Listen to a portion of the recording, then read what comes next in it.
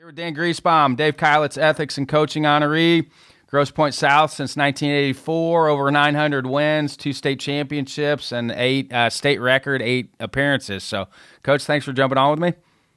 Oh, thanks for having me. Glad to be here. Hey, Rich Maloney wanted me to ask you about a suicide squeeze in the 6th inning at the state championship.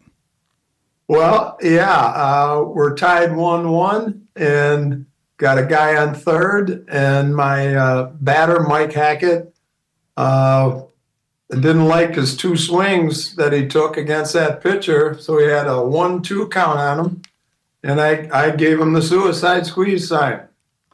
And the pitch was about at head height, and he got it down. We went ahead 2-1, held them in the bottom of held them in the next inning, and won the state championship against Grand Ledge, who was highly favored, I might add. Rich said it was one of the most impressive things he's ever seen. So it was crazy. It was crazy. People thought I was nuts, obviously, but when it works, I guess they can put up with it. Live by the sword, die by the sword. I was a big suicide guy as well. I loved it, and especially if you had a what you felt like was a strike thrower for a pitcher. Like, I think it's a no-brainer if the guy's right. If the guy can execute it.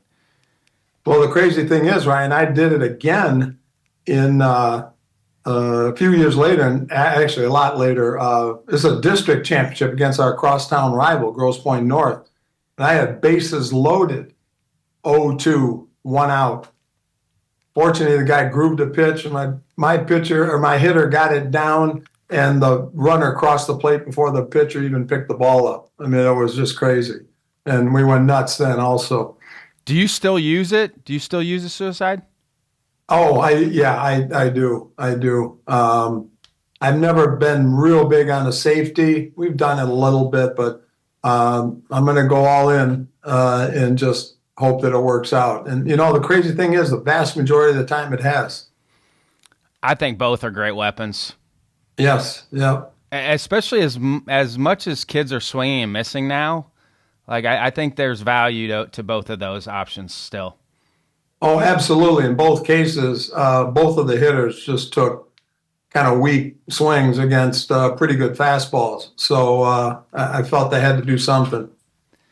What does winning this award mean to you? You played for Coach Keilitz, so what does this winning this award mean to you? I can't tell you, Ryan. I was just so blown away when I got the phone call from Craig, and it means the world to me for what it stands for. Certainly number one, and certainly who it's named after. And I have so much respect for Dave Keilitz. He's just been a great mentor to me. Loved playing for him at Central Michigan, loved being a grad assistant for him at Central Michigan, and we've kept in contact all this time. So getting this award, I could not think of a more prestigious award that anybody could receive, and I'm just so grateful and humbled by it. Did you get a handwritten note from Dave after the award? Always get handwritten notes from Dave. Always. That's what's great about him. He'll take the time. Both state championships, he wrote me. Other times, we exchanged Christmas cards, all of that. And there's always a personal note from him. What are some other things you picked up from Coach Keilitz that you took into coaching with you? Basically, how to treat people. He treats people so well and is always looking after the needs of others. And he's just a great person, caring. Again, the award is just named perfectly for him. And again, I can't tell you how much I've appreciated his friendship and his mentorship over the years. What's a skill set of a successful high school coach now as compared to when you got into it? Well, I think now you've got to be everything. You have to be not only a coach who knows the game, you have to obviously know how to treat people well to get the most out of them. You have to know getting parents on your side, I think, is really important. I've always had fundraising needs and challenges and so on, and I've become a businessman almost as well. we run camps and we do a lot of other things in terms of trying to raise money but the kids now, as opposed to early on in '84 when I started, I think there's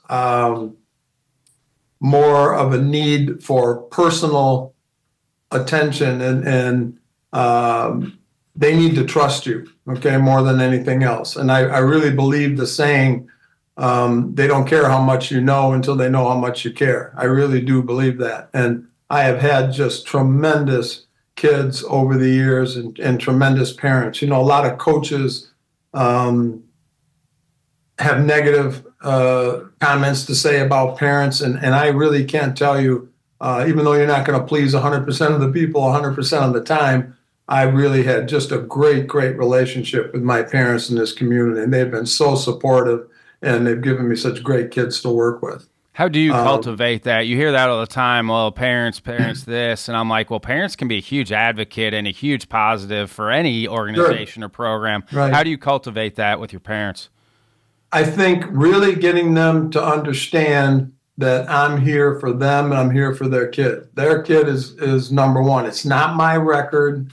It's not the championships. It's trying to make every kid feel like they belong. I've had large squads in comparison to a lot of the people I play against. I've had as many as 27 on a team, on a high school team, when people were playing at 15, 16, 17. And it's all about making them want to be a part of the program, a part of the culture that we're trying to build there, making them all feel whether they're a starter or they're just a weekend player or a pinch hitter, a defensive replacement, a base runner, whatever it happens to be, a bullpen catcher. We need you, we want you, and you're a part of it. And again, when we won the state championships, all 24 or 26 got rings. It wasn't just the starters. We try to make everybody feel as much of a part of the program, whether they're a starter or not. Those role players or those bench players, how are you communicating that with them to keep them engaged? Well, first of all, in the beginning of the year, when cuts are involved, we talk to all players individually. This is what I see your role being at this point. Now, granted, that could change. And we tell them roles do change. You may not be a starter at the beginning, but you are at the end, and that always happens. But we ask them, are you okay with being a role player? You might not play in the league games during the week, but you'll definitely play in the weekends. And that's one thing that we've always been a part of is giving kids an opportunity. We don't play the starters all the time. The league games, yes. The playoff games, yes. But we start a whole different crew the second game of a doubleheader, for instance. All kids know they show up on a weekend, they're going to play. And I think people have gotten used to that. They've gotten used to the communication, which I think is the key, and telling them what their expectations are and having them agree or not with those expectations. Because at that meeting, if they decide, well, it doesn't look like I'm going to be a starter, maybe I won't play. I've very seldom had that. Very, very few kids have ever said, no, I don't want to play. And vast majority have said, yeah, I'll accept that role, but I also want you to know I'm going to try and change that, and I'm going to try and be a starter. And just one quick example of that, I had a player, Joey Naparano, who as a junior, I was considering having him go from JV to varsity, that kind of thing. I said, are you okay with that? He said, yeah, coach, but I'm just going to let you know I'm going to be a starter. And that kid, his junior year, he ended up being a starter. And how about his senior year? He was all state. And that was our state championship team in 2018. That kid was our second baseman, hit about 400 and was first team all state. So roles can change. Do you feel like it keeps your starters fresh because you're giving them some breaks here and there? Yeah, I think so. And in Michigan, Ryan, we're allowed 38 games. That's a lot of games in high school, which is more than most are allowed. So our starters in Michigan, even my starter, and I'm playing a 38 all the time.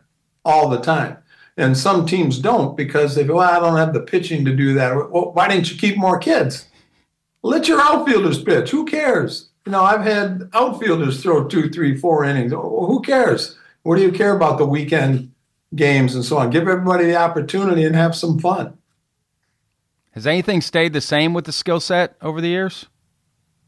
I think kids are the skills are better, definitely. The training's gotten better. The weight training's gotten better. They come to us with a better skill set. And I'm really fortunate, Ryan, that I'm in a community that values baseball. We're a baseball crazy community. Our sister school, for instance, Grosse Pointe North, they've been to the Final Four 5 times. They've got 2 state titles. So between the two of us, we've got 13 trips to the Final Four and 4 state titles. We've got to knock heads with each other every district to see who gets out of that.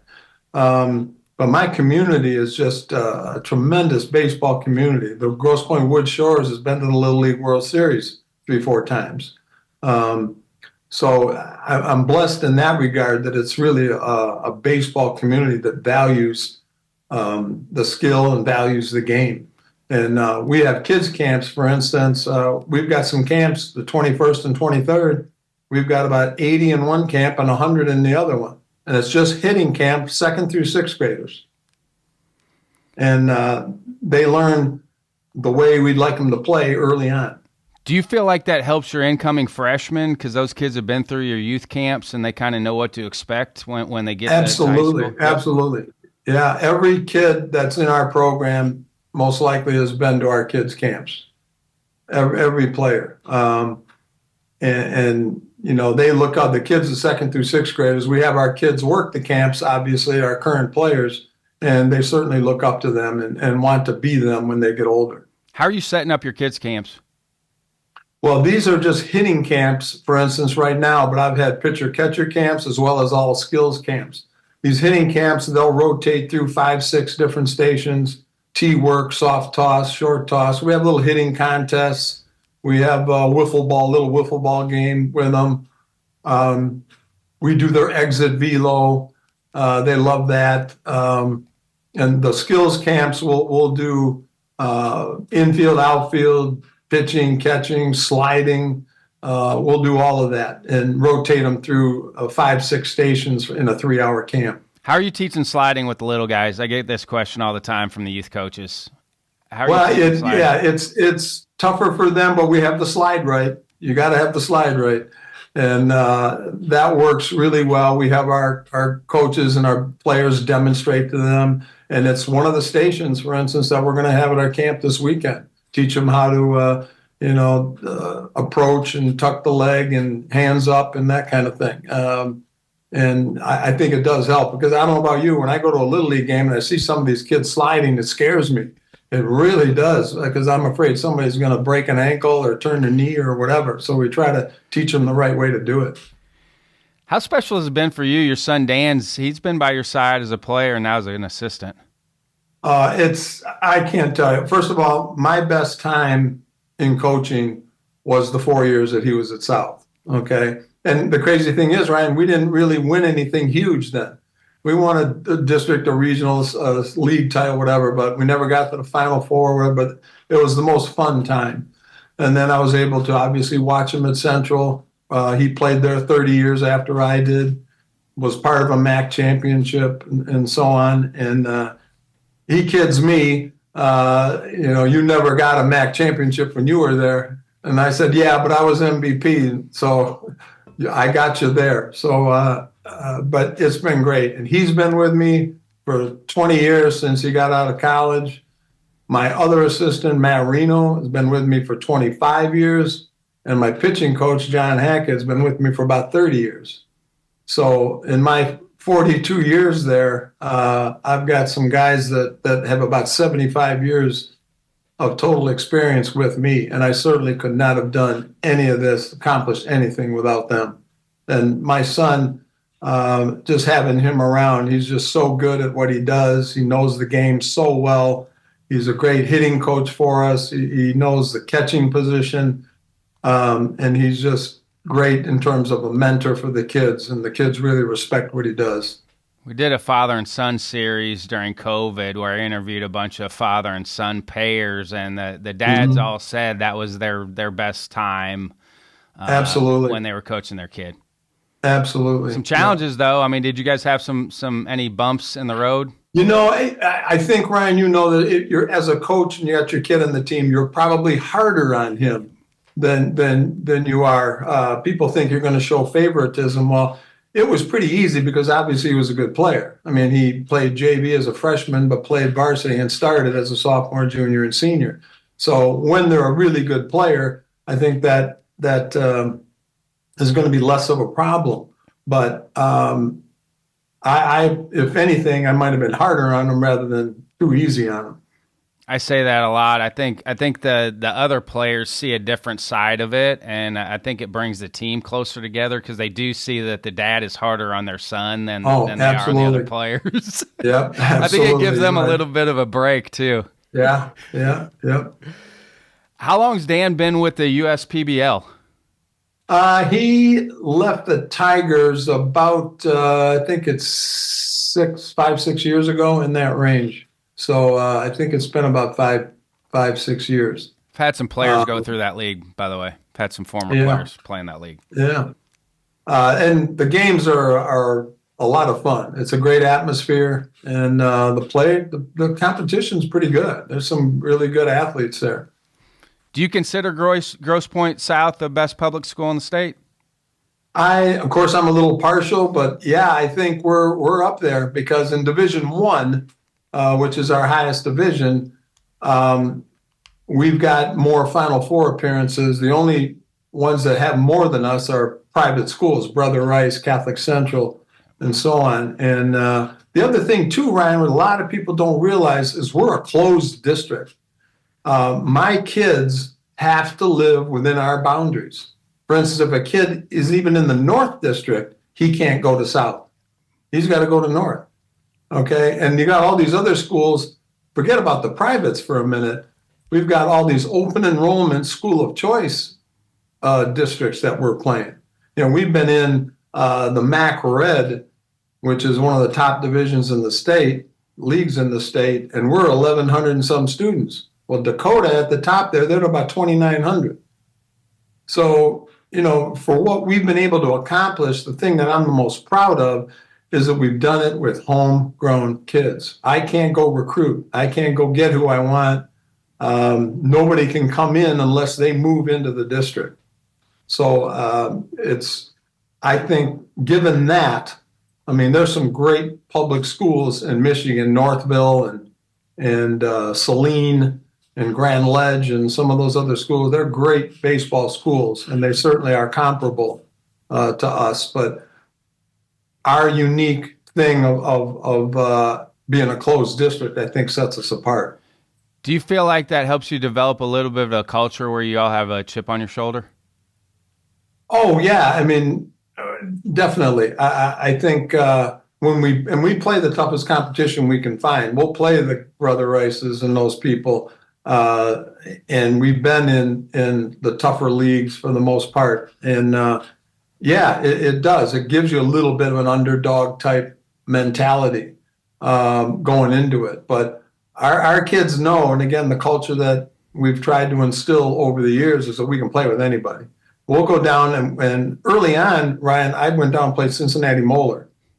And we got our brains beat out in the beginning. We just got annihilated. But I wanted our kids to see what good teams look like. And, it got to the point where we ended up beating them a couple times.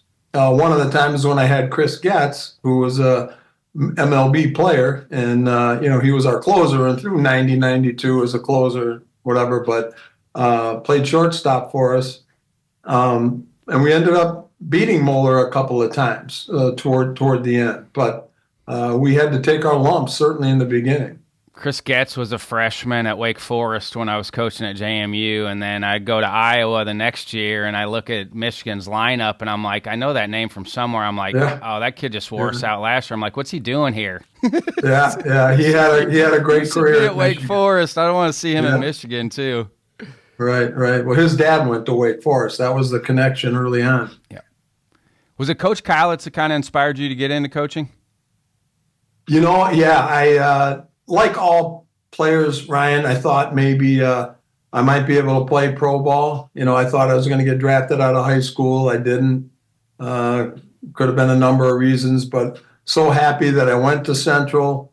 Loved playing for Dave Keilitz, and he gave me the opportunity when I was graduating. He said, "How would you like to be a grad assistant?" And I thought about it just for about a half a minute, and my wife and I were married at the time. We've celebrated over 50 years now, our anniversaries, and she wasn't finished. I could get my master's at the same time and help coach the freshman team at the time, and I absolutely loved it. Absolutely loved it. I thought, wow, I could do this. This coaching in college could be a thing for me, but the good Lord had different plans. Just like he didn't want me to get drafted. He said, "No, I don't want you to do that. I want you to go to college." And then, I don't want you to coach in college. I want you to be in high school. And that's where he put me. And again, I thank him for knowing better than I did. The old thank God for unanswered prayers type thing. Because I've had just a tremendous, tremendous career at South. I taught there and coached there. I coached football as well, a little bit of volleyball. It's just been a great career for me, and I couldn't have asked for anything better. What were your responsibilities as a GA then? Were you in charge of running the entire freshman program? Basically in charge of the freshman program. We had to teach activity classes in the phys ed department, while I was getting my master's, bowling, archery, those type of things. The department chair had me do a golf class, and I said, I've really never been on a golf course. He said, "It's all right, you can handle it." So here I am, never been on a golf course trying to teach beginning golf. But it was a great time. I really enjoyed my time as a grad assistant. And again, I appreciate Dave Keilitz giving me that opportunity. Do you feel like that experience then helped you when you moved to the high school level? Oh, absolutely. Absolutely.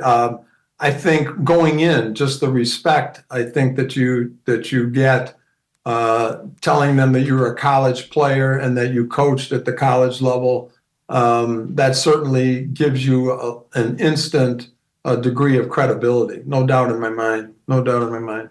What made those two teams that won it special? Well, the crazy thing is, Ryan, as we won in 18, for instance, I had no D1 players. Okay, no D1 players. And we beat a D1 Michigan commit. We beat another D1 commit in the semis and so on. They were just a team that was so unselfish. Everybody, we had 24 kids on the team, and everybody understood and really valued their role. They were as confident of a group as I've ever had. We had the roughest time getting out of the districts. We had to beat our crosstown rival again. And then another team, University Liggett, private school, they were in our district as well. We had to beat them 5-4. And after that, it was like these guys felt we're going to win. We're going to win it all. And we didn't have a rough game the rest of the time. In 2001, obviously having Chris Getz certainly helped. You've got a great shortstop like that and a closer. And that group, basically the same way, just a real culture of team unity, believed in themselves, worked really hard. And again, our talent was certainly not what our opponents were. We were playing Grand Ledge in that 0-1 game, and they had 6 D1 All-Staters on the team. We had 1 first-teamer and 1 second-teamer. And it was just a group that really believed that they could win. What do you feel like helps your kids the most now? I think in terms of the game itself, we do things in the off season, obviously, weight training, hitting, pitchers, catchers. But you know what? Also, I leave them alone for the most part in the fall. I want my kids to play other sports. For instance, our 18 state championship team, 7 out of the 9 starters were also football players. Okay. I like the toughness of a football player, hockey player, the athleticism of a basketball player, tennis player, whatever. I want our kids to play other sports, so I leave them alone. Whether it's basketball in the winter, football in the fall, soccer, whatever it happens to be. I think the athleticism that they get from being multi-sport athletes is really important. But, we try to give them, obviously, the best training we possibly can. I've got great coaches. Again, John Hackett got up to AA. Matt Reno was an all-conference infielder at Grand Valley. My son, D1 at Central. I played at Central, of course. So I think that knowledge of the game and so on. And I have to certainly, Ryan, give credit to the ABCA. I've gone to clinics for 40 years, okay? And I learned something at all of them. And I'm just so thankful and blessed that I've had the ability to learn from guys that knew more than I did. And I've tried to pick up something from everybody that I've listened to. How do you help those dual sport players get their arms ready for the spring when maybe they haven't picked up a ball in a little bit? Well, we try, for instance, some of our pitchers maybe have been basketball players. I try to get 10, 15 minutes with them, maybe after basketball practice, before. Hey, just go up and do some throwing, just to get you ready. And we try to make it convenient for them to work it into their schedule. And it's really worked out really well. And I take things slowly. I don't pitch kids 6, 7 innings the first game of the year. We'll split games earlier in the year, 2 innings, 3 innings, 4 innings, whatever. I want to know who my best 9 are when that league starts about 2 weeks after, mid-April, and that's when I want everything to be in place. And the other part, in terms of, I let the kids tell me who the starters are going to be, because in those preseason scrimmages, preseason games, everybody's going to start. You're all going to get your opportunity. Okay, it's going to be up to you to show me who belongs. And by the time that league starts, they know and we know who those starters are. And again, they can change, but generally speaking, we may have to lose some games early on just to show that, but that's okay. I don't care what my overall record is. That means nothing to me. Yeah, I've got 900 wins, but I've also got about 500 losses. And that's okay. I'm fine with that. Has your team prep or practice planning changed much over the years? I think I've tried to get more detailed, certainly. And again, that all comes from learning from other people, from other coaches, and their practice plans and so on. But I had a great foundation. Obviously, being a grad assistant from Central, I knew what to do in terms of a practice schedule and how to put it together and so on. But it certainly has evolved over the years to try and be as detailed as it can possibly be. When are they first seeing the practice plan for the day? Sometimes they'll see it ahead of time, but usually they won't see that until before practice. It's posted in several locations. I may send them certainly a practice schedule, obviously with technology now. And believe me, I am no tech wizard, but I'll try to do as much as I can in that regard to educate them. Number one, I'll get a thing from the ABCA. I'll forward it to them, something I'd like them to read from the Texas Baseball Ranch or whatever it happens to be. I'll get that stuff and forward it to them. But our practice schedules, they normally are seeing those just before practice. With the culture of society changing a little bit over the years, how do you balance what's best for the player and what's best for the program? Well, I think what's best for the program, what's best for the player can be comparable, okay? Because I think they need to understand that they're going to be part of a team their whole life. Whether it's going to be a business, whether they're going to own their own business, even if they're the boss, they're going to be part of a corporation. They're going to be part of a team. And they need to understand that it's all for the common good. You have to do whatever you can to contribute to the overall success of your team. And also that they need to understand that that's best for them as well. When you feel like you're a part of a team and you're contributing to the better good, that makes you feel special as well. And just try to get the kids to understand that in life, you're going to have a role. It may be a major role, it might be a minor role, but they're all important. They're all important to the success of the company, the corporation, the team, whatever it may be. You've had longevity at a place for a long time, so give coaches listening in some tips on how to deal with administrators. Well, again, I think that the more upfront you can be, communication is the key. I really have always believed that it's not what you say, it's how you say it, whether it's with players, parents, whatever it happens to be. But I think administrative-wise, I've just been really blessed because I think early on they recognized that what our program was about what was best for the kids. And it wasn't just about teaching skills. It wasn't just about winning. It was about teaching them life skills, which is really important. And I taught health for many years. And obviously the subjects you're dealing with in health, I had kids that I not only had on the field, but I had them in the classroom as well. And I think that was a major factor as well in terms of the credibility, because I was trying to teach them how to lead healthy lifestyles along with being a good baseball player. And the administrators, I think, appreciated that. And they left me alone. When they realized that I was for the kids and for the program and what we were doing was right, we were always doing the right things. We had ethics, we had integrity, we communicated, we did things according to the rules. We didn't cheat.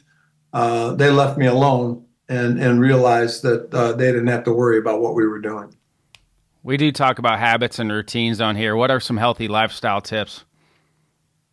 Well, obviously, we talk all the time about diet, nutrition, exercise, sleep, weight training. All that is just so important, and not to mention the mental health. When I taught health, I taught about stress and mental health, depression, suicide prevention, so on, all of that. And we incorporate all of those things that I used to teach in my classroom to the baseball team, to the baseball program. We talk about alcohol and drugs. We talk about depression and bullying and so on and so forth. And I think that, again, they understand that they know you care. And you care more about them as a person than you do as a player. How do you re-engage every year? You've been doing this for a long time. How do you re-engage with the process every year? Well, it's been great, Ryan, because, it's a new group every year. And you think, oh boy, what am I going to do? I lost these guys. I lost those 6 starters or whatever. But, when we tell the kids all the time, guys, I don't care how many returning we have, how many pitchers are back, whatever, our goals are the same. Our goals are the same. I went to the Final Four with 2 returning starters one time.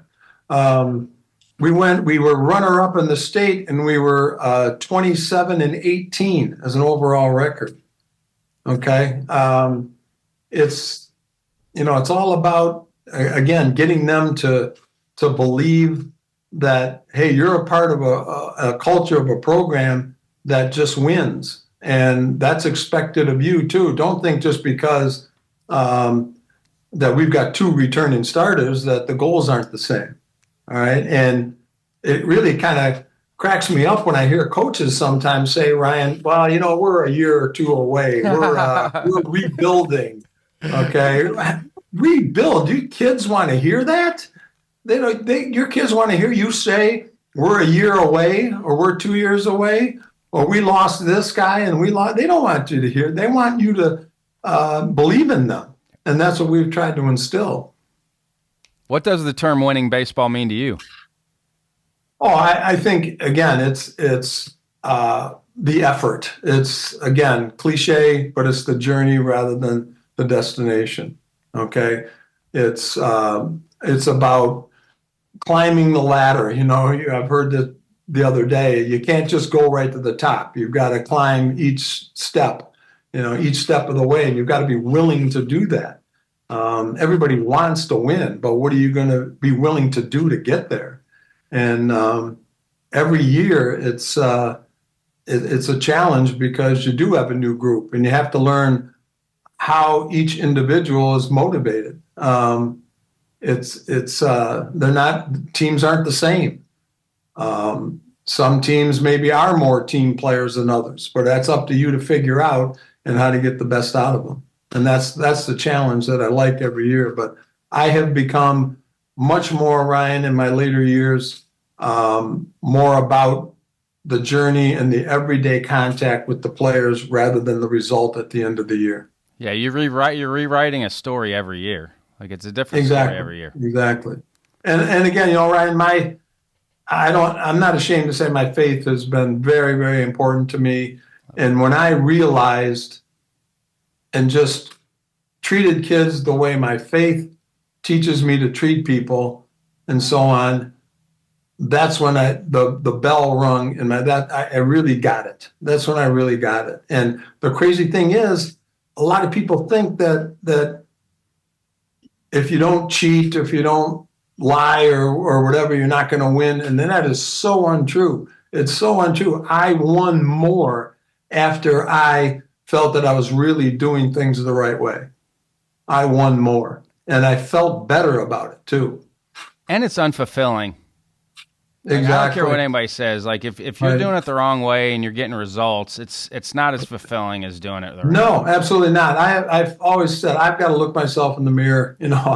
As long as I say I've given my all and I've done it the right way with ethics and integrity and putting kids first, I'm happy. I'm happy because the results you can't control. You can't control the results. Are camps your main source of fundraising then, or do you have other sources of fundraising? We have outfield signage. We had a fundraiser the last couple of years, Ryan. They're called Mr. C's Car Wash gift cards. And the company gave us $30 gift cards for $15 each. So we sold the cards for $30, kept $15 a half, and we made $10,000. We have a Hall of Fame dinner. We have a yearbook, a yearly yearbook. We've done a lot of different things. Spring swing. We've done a lot of different fundraisers over. One of my first early fundraisers way back in the 80s was selling garbage bags. Everybody needs garbage bags, right? We sold garbage bags, and it helped us get to Florida. So some are more successful than others, but we've had many. How's your Hall of Fame banquet set up? Do you guys do auction items with your Hall of Fame banquet? Yeah, we do the auction items at our spring swing, but our Hall of Fame, we get some sponsors. We've only started this just recently. We'll induct 5-6 people, get them a really nice plaque, nice dinner. One of my former players is a TV personality here, Ryan Ermani. He MCs, does a great job. And last year, for instance, Chris Getz was inducted into our Hall of Fame along with 3 other of our former pro players. And it was just a great evening and a lot of fun for everybody. Have the indoor facilities grown in Michigan like they have in the other upper Midwest states? Absolutely. It's crazy, absolutely. Isn't it? Oh, yes. We have a small one by us, Lakeside Indoor, where there's basically just 4 cages and a little turfed area and so on, which we use during tryouts and in the winter and so on. I'm fortunate enough at South, I've got 4 cages, 2 big gyms and 4 cages. But yes, the facilities around here have grown tremendously, especially in the Metro Detroit area. For parents listening in, how should they handle their high school coach that their kids are playing for? Again, it's communication. I tell the parents, my door is always open. It's always, you want to talk, give me a call. I appreciate that. But what I don't appreciate is hearing stuff behind my back or my wife hearing it in the stands, something like that. I want you to talk to me if you have a concern about the players' playing time or how I'm treating them or whatever. I want you to call me and we'll have a conversation with you, me, and the player, and we'll come to some type of resolution. I tell them about the 24-hour rule, which is nothing new, but if you're upset after a game or whatever, right, cool off. Let's, think about it and give me a call the next day and we'll talk about it. But really, dealing with the parents, and again, I've had seriously, Ryan, just so few issues with parents over the years because I think they know our heads are in the right place in terms of their kids. I'm not going to make everybody happy all the time. I know that. Playing time is an issue, but as long as they know where we're coming from and where our priorities are and that we try to do the best we can and be as fair as we possibly can, I think they understand that. Does that quote still hold true? Parents want the 8 best players out there in their kid? Well, I think they certainly would rather have their kid out there, even if he wasn't one of the best 8, 9 players. But they also understand that hey, it's whoever's performing, they're the ones that are going to be out there. And because winning is important too. I know parents don't view it that way, but if your child, whether they're on the field or not, if they're in a winning program, that's going to pay dividends for your child later on. Right. Because obviously the team culture is there. Whether they're on the field or not, there's going to be some really good collateral things that happen in being in a winning program because that breeds successes later on in life. And I told you, we played Moeller often. And I asked Mike Cameron and I asked Tim Held, how do you keep all these kids happy? Because he's got 26, 28, 30. He said, you know what? They just want to be a part of the program. They want a uniform. You ask kids to tell coach, I'll be a bullpen catcher. I don't care. I just want to be a part of a winning program. And I think that's certainly part of it. And, I've tried to, even our motto, I saw our motto is tradition never graduates. Well, guess who I stole that from? Cincinnati Moeller. It was on a sign in their indoor workout facility. And I give them credit for that all the time. But I wanted our program to kind of, as much as we're not private, I can't go out and get who I want. I wanted our program to try and kind of emulate what they were all about. Some of the most successful guys I ever coached were the bullpen catchers. Oh, yeah. They're out doing as good or better than anybody else because they understood sacrifice and service to your teammates. Like those guys are out crushing it now. Exactly. Do you have a fail forward moment, something you thought was going to set you back, but looking back now, it helped you to grow or move forward? Could be personally, could be professionally. Everybody's got to answer this one question. Well, again, when I made a commitment to my faith, that was the turning point for me. It really was. And it wasn't, I didn't consider myself a bad guy before then. I didn't consider myself a selfish coach or anything like that. But early on, you know how it is. You're trying to make your mark. You're trying to, just be the best you can be and get your program where you want it to be right away and so on. And it might have been more about me and the record early on, even though I always felt like I had the kids' best interests at heart. It wasn't until I really made that strong commitment to my faith that now, hey, I've really got it now. I really understand what I'm supposed to be doing and how I'm supposed to be doing it. I just think it keeps you on the path. Like, I think there's a centering with that. I think, whatever you called it, a compass. Right. I think it redirects you to the right things when you have a purpose like that. Right, exactly. And my coaches will tell you this too. When we meet, okay, are we doing the right thing here? Are we being fair? Okay. Is this the right thing to do? And they help me with that. They help me with that. But that's our main consideration when we're dealing with kids is I want them to understand that we're trying to be as fair as we possibly can and make the experience a valuable one for everybody. Do you have a favorite or any favorite ABCA convention stories?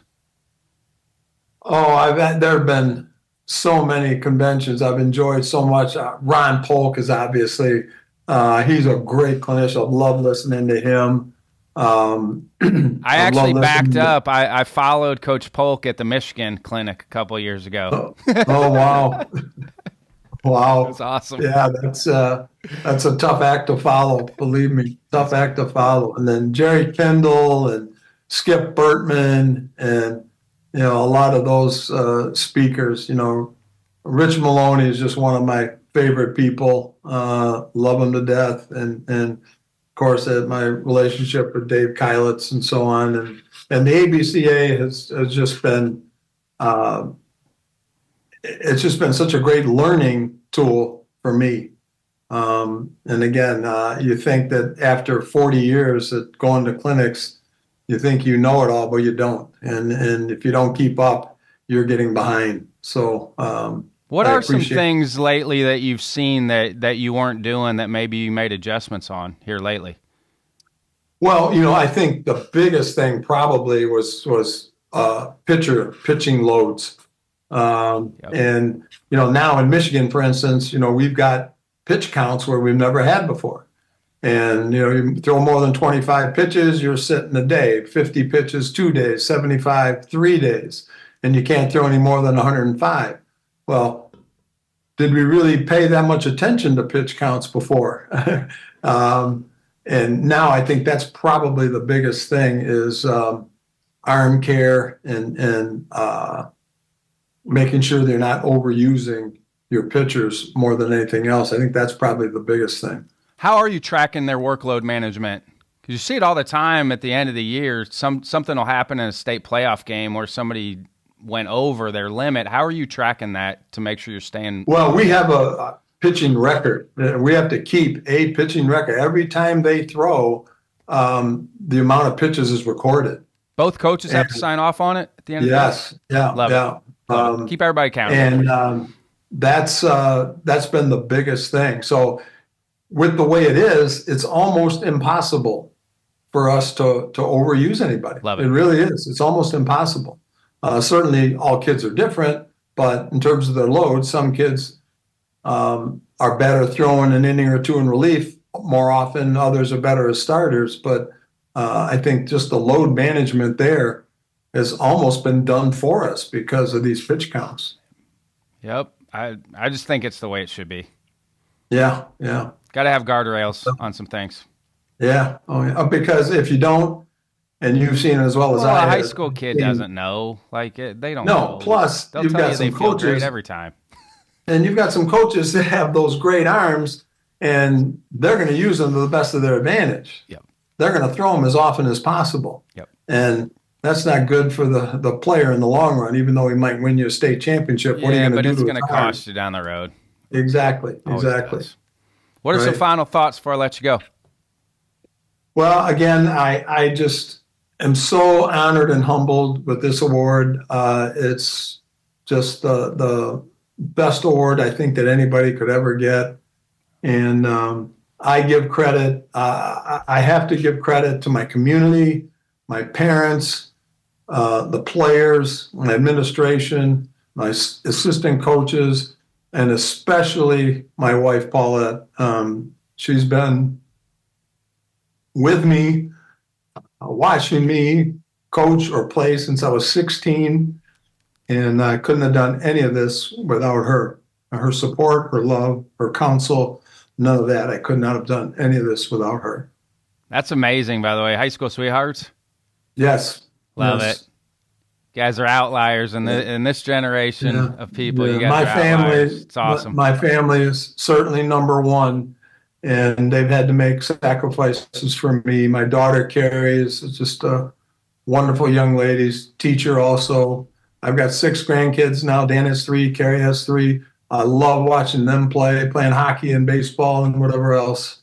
And again, my wife has just been a gem in terms of being able to be so supportive of me all these years, these 42 years. Love it. Thank you so much for your time, Dan. I'll see you in D.C., man. I'm looking forward to it. It's got to be a special one for you with getting this award. It's going to be awesome. I'm looking forward to it. Can't wait. Can't wait. Thank you, Ryan, very much. I appreciate you and appreciate the ABCA. Thank you so much.